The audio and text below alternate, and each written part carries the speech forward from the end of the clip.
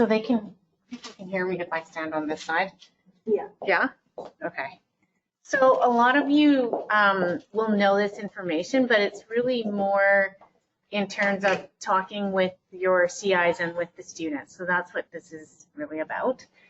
So this is what I had said to the outside people was the purpose, was to try to provide them with what's the situation update, what are the considerations that the public health agencies are doing, and then how can we best meet our individual and social responsibilities.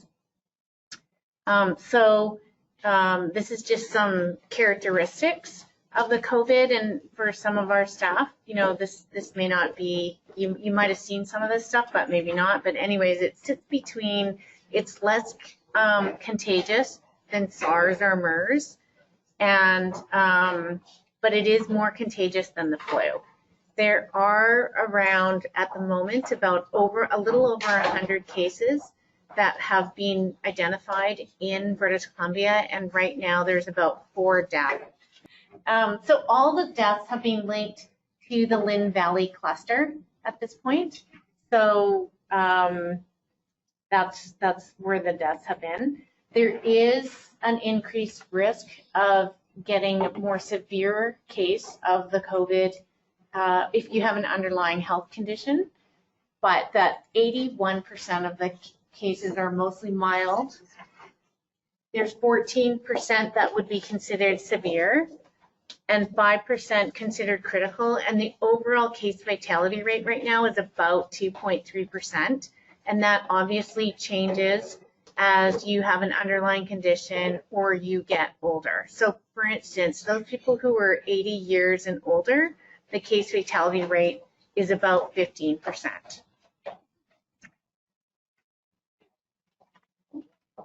So what's the risk of getting COVID? So it can be increased in settings such as cruise ships, so small contained places. That's where you could get it. Heavily affected areas. So if you were in Italy right now, you probably have a higher chance of getting it than you would have being in British Columbia. And then international conferences or large gatherings. So most of those things there's been policies being put in place so that those things don't happen. And so it's really important for travelers or anyone that you know to be that have traveled to monitor for symptoms of COVID and continue to do so and isolate as needed. So phase 1, we have been working on identification and containment through the isolation of cases. And you can see that there's some goals here around delaying the onset and then focusing on enhanced screening and information. So this is, we all know how infections spread, but maybe for the staff, in the sense of COVID, it does spread through droplets from coughing or sneezing, and it can stay on surfaces. And there has been a study to show that it can stay on there for anywhere from 2 hours to 9 days. Now, this isn't with the actual COVID, this is with other kinds of related viruses, but I think that's a good window to think about. And that's why isolation for 14 days is really important. So what we're trying to do right now is to try to avoid the exponential growth curve, and that's the reason for everything going into place right now, so that we can all do our part to try to stop exponential growth. And these are real numbers, real data from the US, and this is only of the reported cases. So obviously it's much higher than what it is showing here. So what we're trying to do is to really try to avoid a rush hour in the healthcare system. So rush hour, if we think about it, is when things get clogged, they break down.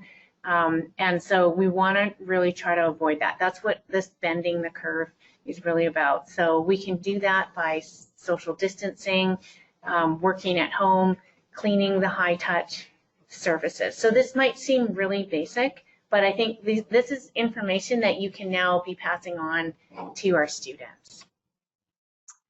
So this is the sort of phase 2, and this is what we're particularly concerned about. This is coming from the BC Ministry of Health.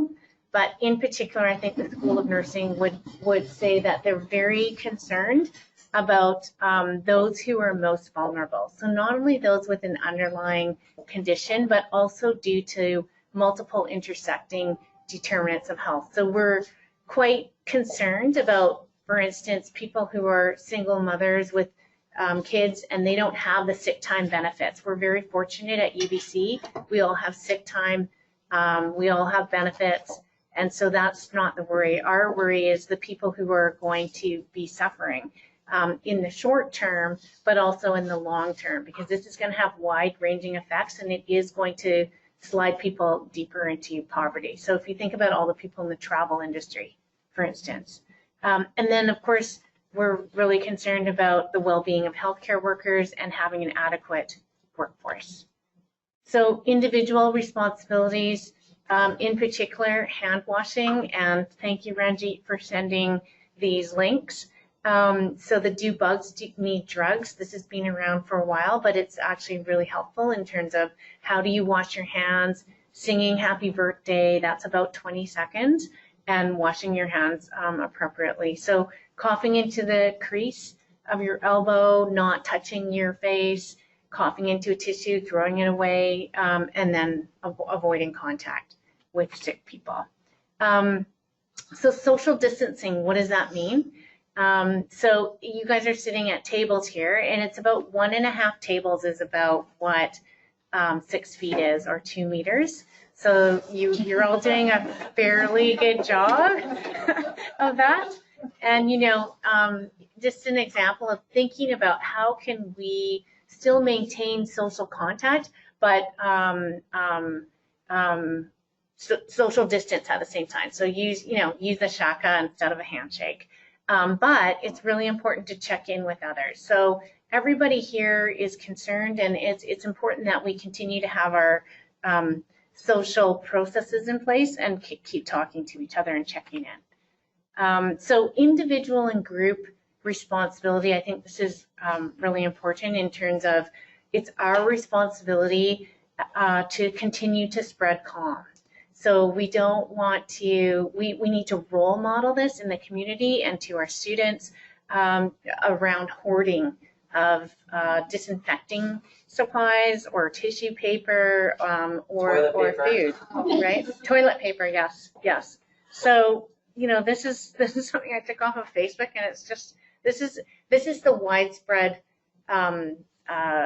panic that's kind of going on, and we need to, as faculty and staff of UBC, really need to try to continue to spread calm, in particular for our students.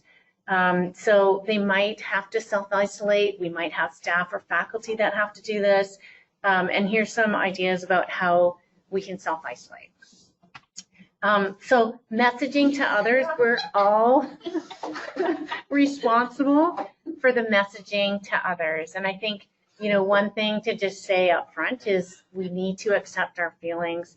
We all feel anxious. We're concerned about what might happen the next day, but everybody feels that way, and we have to continue to move forward, especially in the face of the fact that students feel very anxious. They may not have summer jobs.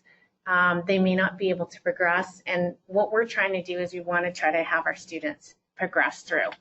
And we also want them to uphold the code of ethics, in particular in nursing that we have. And we want to help those that are most vulnerable, and to offer healing support to those who need it more. And they are part of our workforce. So there are services available for students if we're having those kind of conversations with them, or you're feeling like they really need to talk and you don't feel like this is something that you can do. There's counseling services. Elizabeth Bailey has sent out a very nice message with multiple links for this. And then there's a nice thing around talking with students in distress, which actually I've used before, and I found it quite helpful to do that. But many of you are much more qualified than I am in terms of some of the skills that you have around counseling. So these are just some ways in which we're trying to maintain the calm. And then there's trustworthy sources of evidence. So I'm preparing this for my 350 class, so they have to, know where to go for sites. But anyway. Not Twitter. There you Not go. Twitter.